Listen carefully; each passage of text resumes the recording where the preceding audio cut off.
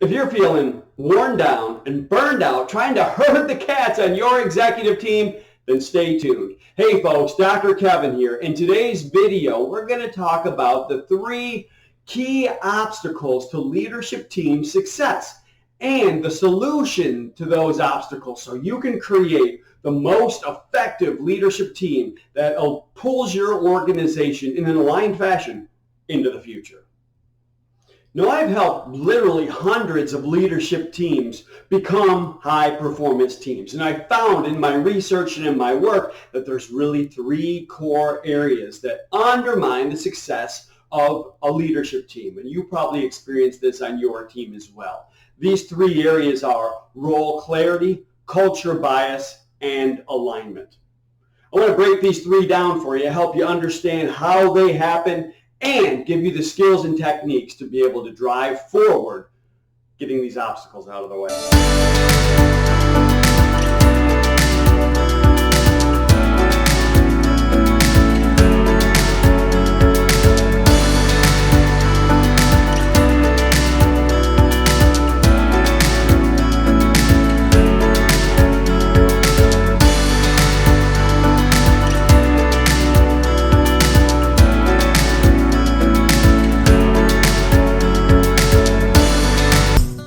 Now, the first obstacle I see is role clarity. I worked with a team just yesterday, and this was one of the biggest issues they were facing.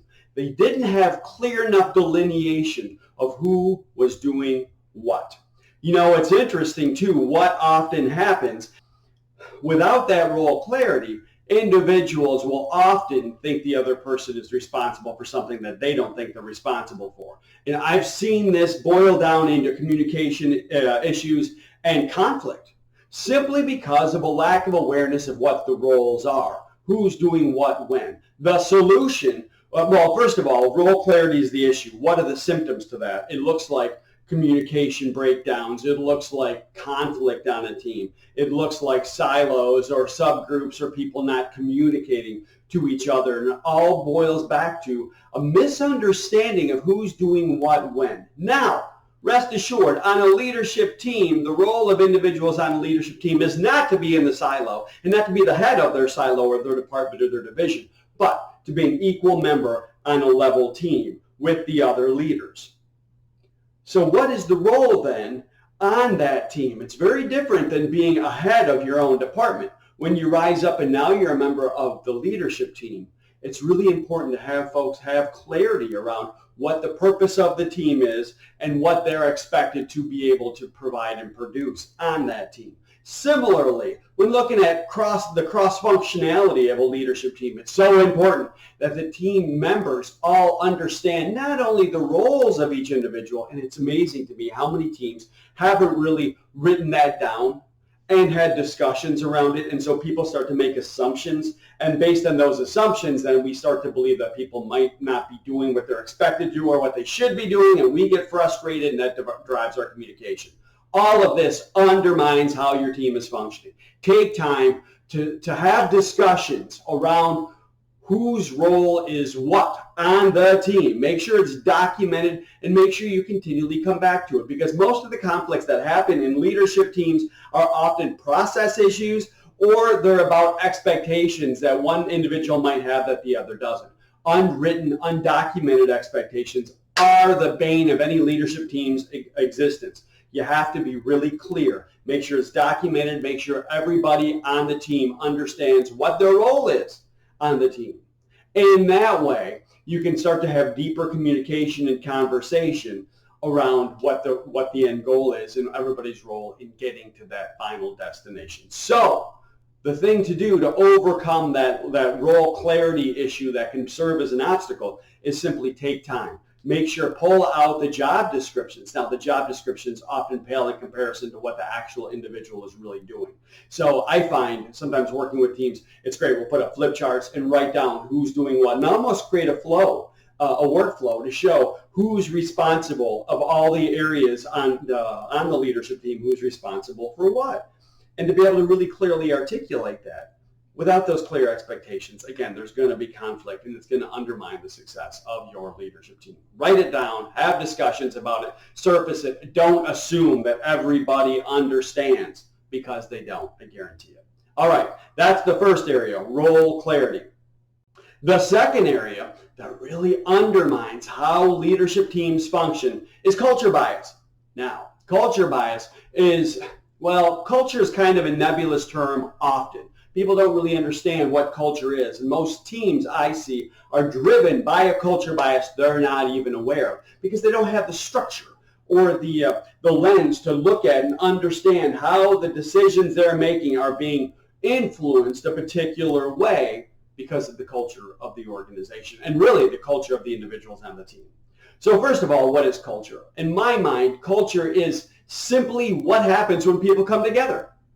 It's the way people intentionally or unintentionally decide to behave when they're in a particular context. So think about this. You behave completely differently when you're at the game Friday night than you do when you're at church Sunday morning. There's a different culture, different norms and expectations. Nobody spells it out. Nobody says you must behave this way, but you do. Now, here's the thing too. When you're at work, we all have preferences in how we move through the decision-making processes.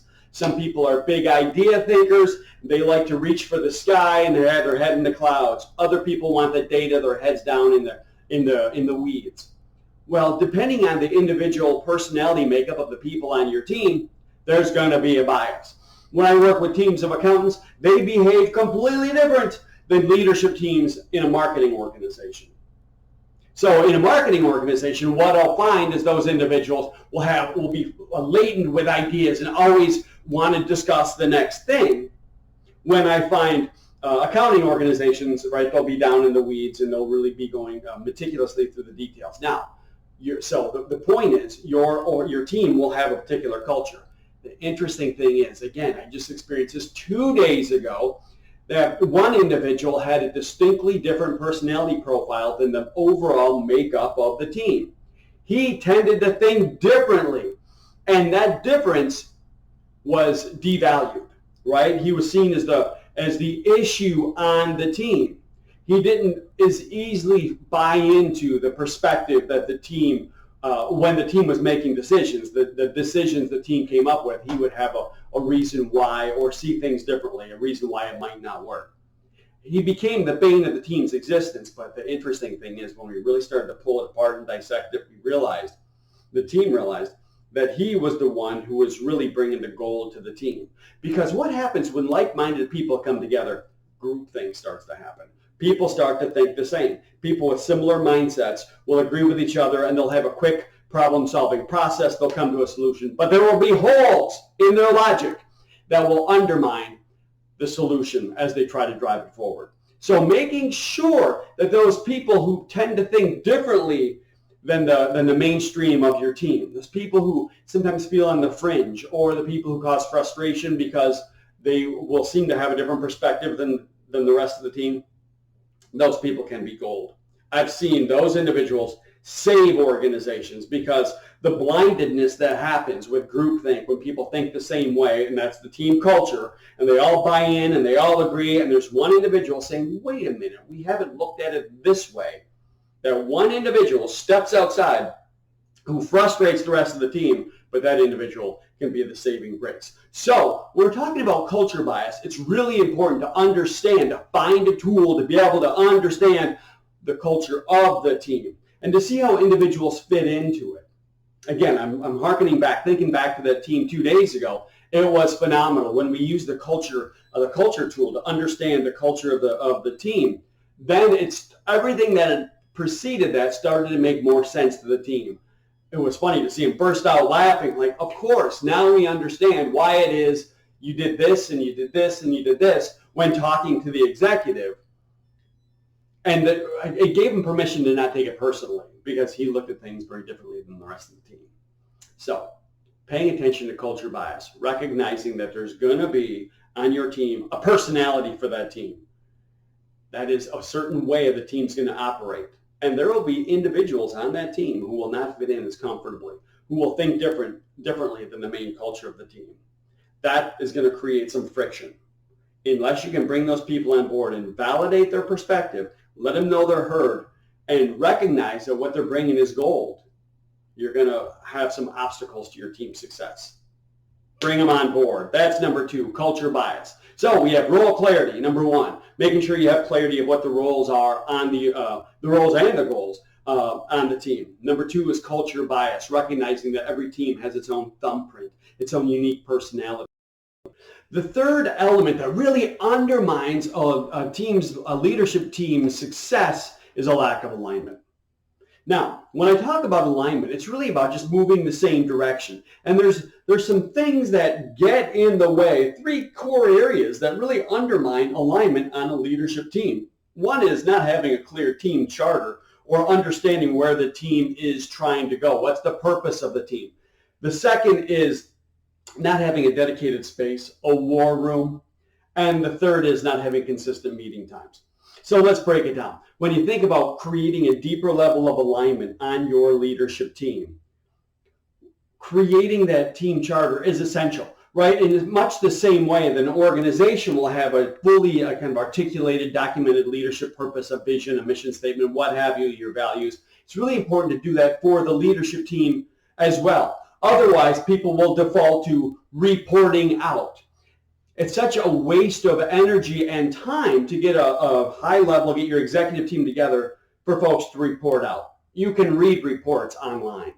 No, it's got to be, the time together must be used to solve the highest level of issues for the organization, to have everybody bring their A game. And when they're there, to not be acting as a department head, not be in their silos, to not make sure it's not a report group, but it's a team where you're solving problems and working together to move the organization forward. So write down the charter, the purpose of the team, so everybody's really clear about why the team exists and where the team is trying to go. Then, as we talked about earlier, making sure you have clarity of what the roles are on that team is really important. Now, once the team charter is in place, it's really important to have a common goal. Funny, I just got off the phone with a company leader down in North Carolina, and he recognized that one of the things he hadn't been doing, especially with everything that's been going on lately, is there wasn't a clear common goal that the team could come together around, and decided to call it visual management, right? The second half of the year, this organization, the leadership team, is going to focus on visual management. And that way everybody around the leadership table had a common goal, that they're all working together. And nobody's individual success would come without everybody being successful. And that's when alignment's in place. That's what we're talking about. Getting out of the trap of just measuring departmental goals, because then that's going to breed loyalty of your executives and your leaders to their individual department. Having a common goal that everybody around the team can commit to is key. Having that team charter in place and then common goals for the leadership team, that the leadership team is, then the second thing, or the third thing, is consistently meeting, right? So make sure there's a place where they're consistently meeting. They have that time, and it's not a report out. It's a time where they're solving problems, where they're moving the organization forward to work on strategic initiatives. So many organizations, though, fall back into the firefighting and fail to hold that time sacred. Make sure you're holding that time sacred, and your team is coming together to solve those larger strategic issues to move your organization forward and demonstrate that cohesive unity from a singular body that is your leadership team, with a common goal, clear alignment, moving all the same direction, make sure there's consistent meeting time, and then lastly, having a common place. A lot of organizations and leadership teams are creating war rooms. I love helping them do that, right? A war room, I'm not sure I love the metaphor, but it's a dedicated space where the team can go and leave all their data up. So when they're in that space, the mindset is immediate. The goals are listed, the metrics are listed, the key models they use to look at and understand their organization are surrounding them. They'll have flip charts on the wall with the latest commitments, who's doing what and when. That way, When they reconvene in their war room, and it's impossible to not have accountability because it's on the wall. Some teams, one team I'm working with, they have a lock and key. They lock the door. Nobody's in the room except the executive team. That way they can have sensitive information up on the walls. And the executive team walks in and they're immediately surrounded with all of this information and data, all the key metrics, the performance indicators, who's doing what, when, the accountabilities. Again, there's no escaping then creating accountability. The beautiful thing is when you dedicate a specific space for your team to meet, and then you begin to populate the walls of that space with the data that's important and the information and the models that are important to help your team stay on track. You meet consistently and you have clarity of purpose and specific goals. You're going to set your team up for the highest level of success absolutely possible. It's truly a setup to create a leadership team that will drive your organization into the future. If you want to learn more about how to grow your business and gain access to proven, practical, and rubber meets the road strategies to help you sustainably evolve your company, then simply click on the like or the subscribe button below and you'll have access to the tools that will help you double your business. I look forward to seeing you on the next video. For now, this is Coach Kevin wishing you the greatest success as you grow your business.